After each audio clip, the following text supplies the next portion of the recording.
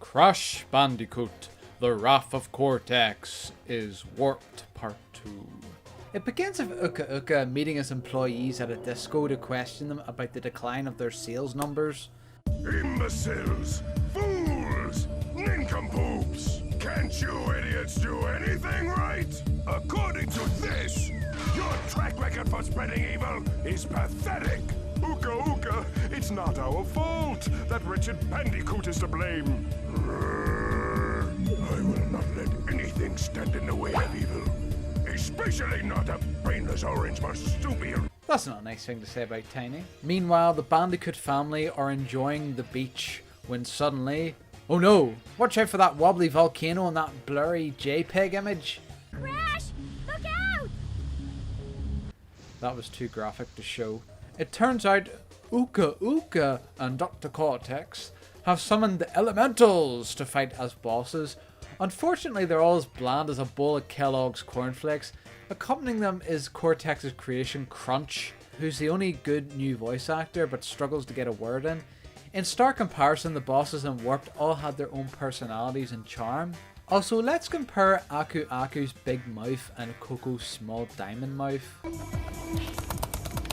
This was the first game of a new generation made by the hands of Traveller's Tales, which means they essentially played it safe. As expected, the new console generation leap made everything look a little clearer. However, the flat text loading screen is a step back. As I said, Wrath of Cortex is heavily inspired by Warped, only with worse presentation and over experimentation. Aware people would notice they copied the code of Crash Bandicoot Warped, the team disguised this by throwing in as many working ideas as would stick. The result is some levels are the Crash we know and love, and others make you want to pull your hair out. In a few levels you may be on foot, then in a plane, swimming, climbing the ceiling, controlling a robot, driving a jeep and playing Super Monkey Ball. I do like me some Super Monkey Ball now. The mechanics of these new segments aren't explained, so prepare to die a few times figuring it out. Controls are simple, so showing a few buttons on screen briefly would have fixed this. For some reason, Crash and Coco's vehicles control differently. Usually driving with Crash, it's A to speed up, while with Coco it's R. This is the GameCube version, by the way. Also, there's no reverse gear if you missed a box. Aiming a reticle is always inverted and it can't be changed, so if you don't like it, it's also clunky to control and only aims at an arc. A lot of levels use the half and half approach. For the first part you can be swimming through hazards, and the second part you're platforming like any other Crash game. Wrath of Cortex has a hard-on for vehicle sections in most of its levels, with a lot of these having their own dedicated levels. While variety is nice, there's times when it just isn't needed. The biggest culprit is Crash's mini submarine, which offers less protection than swimming bare naked. At least he could spin and be more agile. I dreaded every time I had to cautiously navigate this clunker through narrow spaces and avoiding anything that moved, most of which is so much faster that by the time you turn around to run, you're already dead. Repeat until you memorize the whole area without making any mistakes. Some hazards are hidden off camera, so remember those too. Climbing the ceiling is a lot slower than in Warped, and you do a lot more of it. Why you can't speed up like Crash Coco's run is a mystery. Feels like I'm wasting my time and I'm supposed to be rushing for a time trial. Controlling the robot and flying the plane are both okay. They go by quickly and provide a nice change of pace. They control easy, while aiming at the robot is a bit time consuming. It's also clunky and only aims in an arc. Super Monkey Ball is my favourite gimmick, as it's just like a giant map from those games and it controls as expected. I wouldn't have minded a game like that if they just made like a whole Crash game. Super Monkey Ball, it would have been funny. There's a weird level where you can fly Crash with a propeller in 4 directions. Up and down's inverted, and if you touch harmless looking green lights you die. Though the second half of the level, Crash is on foot, and when he touches the green lights he's fine. I'd like to make somebody make sense of that.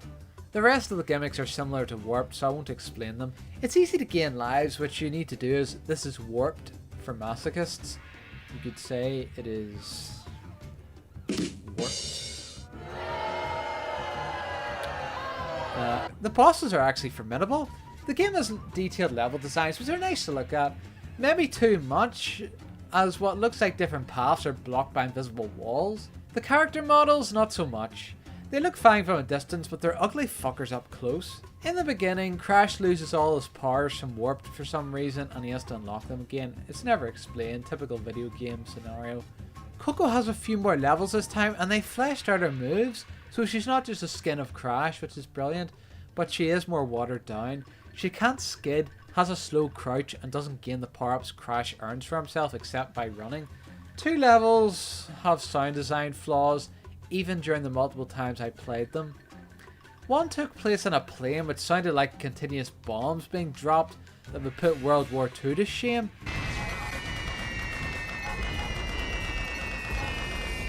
The other had a random sound effect which kept playing continuously, which made the level sound broken. If you've played the game, you know what I'm talking about.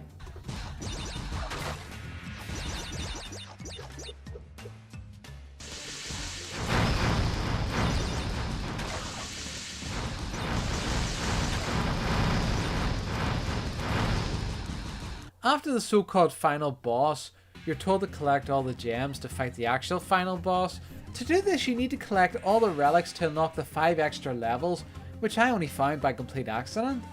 Collecting these ramps up the difficulty even higher, meaning I only wanted to play for an hour a day before my brain was scrambled. The 5 extra levels are a joke. They're nearly identical to the 5 levels you're already done, only with a different character, music and a few altered hazards. However, the worst level in the game is when you're racing in go-karts against the main villains under Cortex. It makes the motorbike sections in Warped look like the latest Mario Kart. For the gems, somehow you have to collect all the boxes while not being able to reverse, while avoiding other racers, which takes up half the road, as touching them will grind you to a screeching halt. And you also have to come in first. What kind of game of racing features doesn't even have a reverse option? I would have done better in my own bloody car. With that said, this is a good first attempt, as I would have expected from a new company in this era.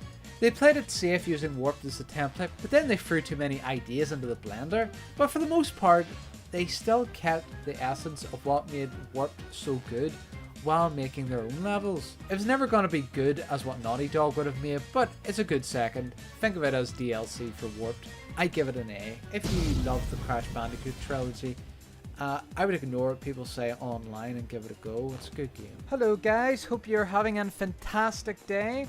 If you enjoyed the video, make sure to leave a like and to subscribe for more videos. Bye!